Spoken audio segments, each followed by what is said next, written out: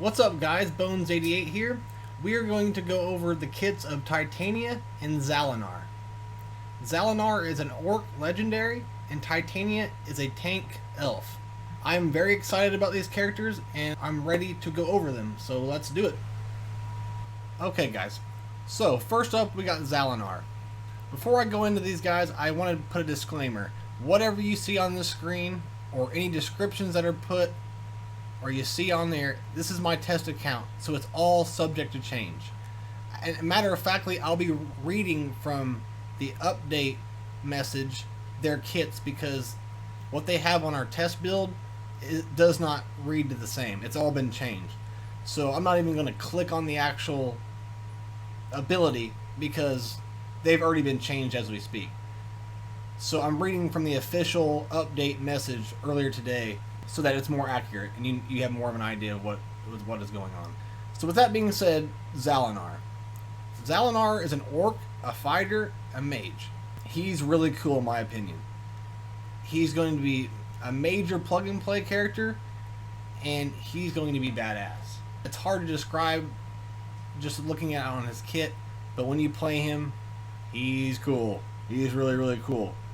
And he will be available through a special tournament store, and I have no idea how that works, so unfortunately I can't tell you how that is.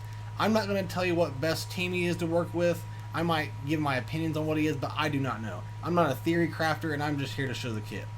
So let's jump right into it. First off, we have the basic ability, Elemental Strike. It deals 280% magic damage to an enemy, deals an additional 25% magic damage for each living totem in the party. So in order to know what I'm talking about with the totem, let's jump over to the second ability, and it is called Totem of the Day. What this does is it summons one random air, earth, fire, or water totem with 50% health, 50% shield, and 60% of Zalanar's damage. The totem gains 100% turn meter, which means it will go, as soon as it's summoned, it will take a turn, and only one totem of each element can be summoned at a time. If Mortha and Corcoran are in the party, it summons one more random totem.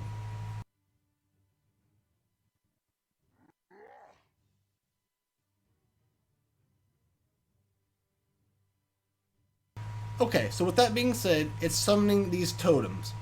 And you have a possibility of having up to 4 different totems on the board at the same time. That'll take a while, but that's still awesome. Also with the testing, each totem has its own ability. Like one taunts, one does burning. I don't remember the other two, but they all have their own powers too. So it's really cool, really awesome mechanic, and it's really fun.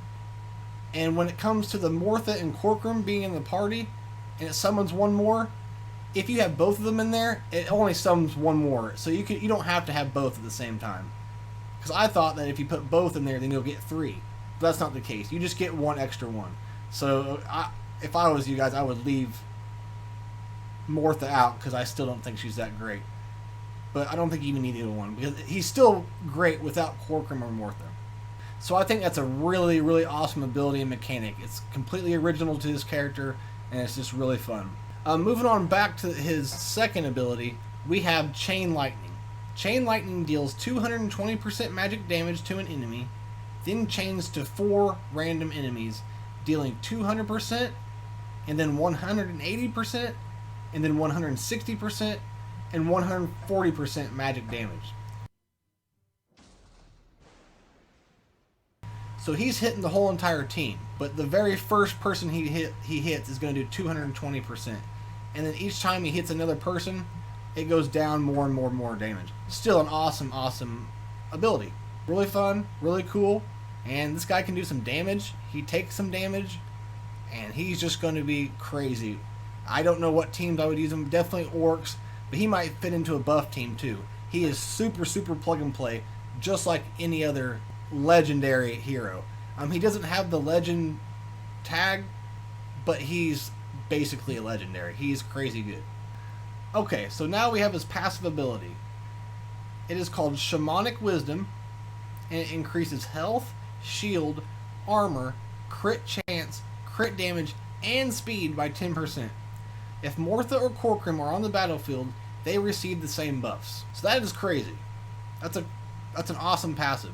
He's pretty much getting 10% up in every major stat category there is.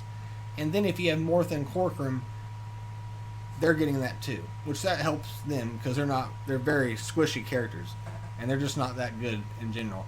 So I think what they're doing with him is helping you build a second or third orc team for Battlegrounds.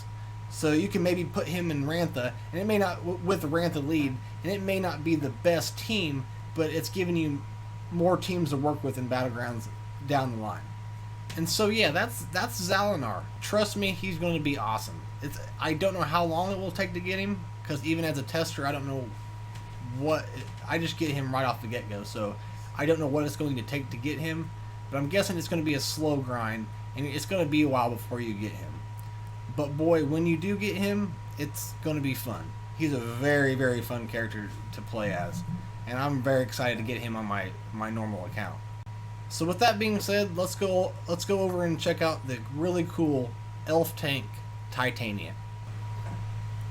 Alright, Titania. She is a pretty interesting character to say the very least. So we'll start out with her passive. Guardian of the Grove. It increases dodge by 5% for each living healer or mage in the party. Twice more for elf healers and elf mages. If there is no taunt on Titania, then every time an allied healer or mage takes damage, she recovers 5% of turn meter, twice more for elf healers and elf mages. So that is an awesome passive. She's getting all kinds of dodge from any healer or mage, but if that healer or mage is an elf, then she's getting even more chance to dodge, and anytime she's not taunting, she's getting fed turn meter constantly whenever one of those healers or mages are taking damage. So she's either getting turn meter or she's getting dodge chance. She's just got all kinds of stuff going on all the time, and she already looks really fun. I am excited to get her also. So next up, we have her third ability, and it is called Bait. So Bait removes one debuff from herself, being Titania, allied healers, and mages. She gains taunt, cheat death, and she can counteract for 2 turns.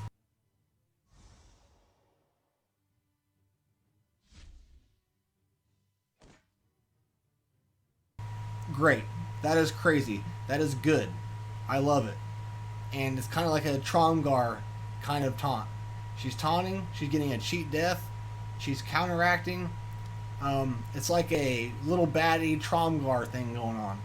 And she's removing only one, but a debuff from herself when she does this. So, awesome. Great. For being a tank, that you couldn't ask for much more. So Bait is a really cool ability. She's really good, and she's going to be also plug and play. She'll probably be she'll be most useful in an elf team, but she could still be plug and play in maybe weird compositioned teams in Battlegrounds or in other places. So alright, so let's move on to her second ability. It is called Wild Hunt. Wild Hunt deals 330% physical damage to an enemy.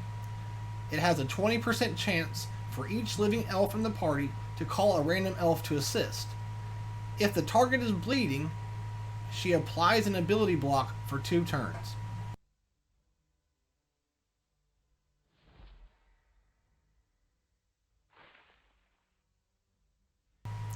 So yeah, it's nothing too great, but she's putting quite a bit of damage out to a single enemy, and she has a very small chance to have an elf assist her.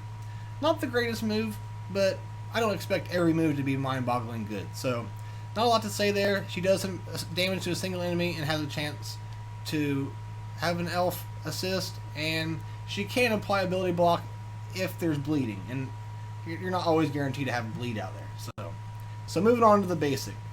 Her basic is called Blood Spear, and what this ability does is it deals 220% physical damage to an enemy. She gains dodge increase for 1 turn, inflicts bleeding for 2 turns upon landing a critical hit.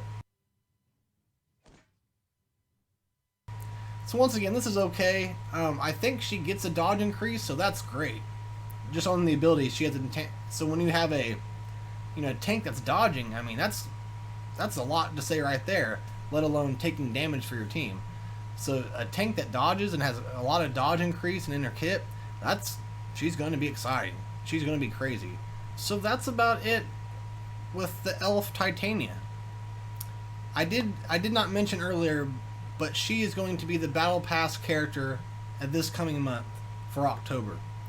And so I don't know the details. Don't hold this against, to what I'm saying. But I'm guessing, for $10 you can probably get her to 4-star. Because since Garrett came out, he was 4-star, not 5-star anymore. So the usual thing, we all know how it is. The Battle Pass, what you get with it, it's all about the same thing, just a different character each month, which is cool. I'm down, and I will want to say that I think she is worth the $10. She's a lot like Kiri and Garrett, whereas she will be good with the elves, but you can also plug and play her somewhere else. So my initial reaction to this is she's going to be worth the $10. I would pay it in an instant. But that's about it for Titania and Zalanar. Okay guys, so that's my quick rundown of Titania and Zalanar. I'm really, really, really excited for you guys to get to play them. I'm very excited to get them in my usual account. And these guys are going to be huge characters. They're not going to be mediocre. I suggest that you pay for the Battle Pass, and I suggest you work as hard as you can for Zalanar, because down the road, they're going to be really fun, and they're going to be staples in certain teams for a long time to come, especially in your Battlegrounds. You can't have enough good characters for Battlegrounds.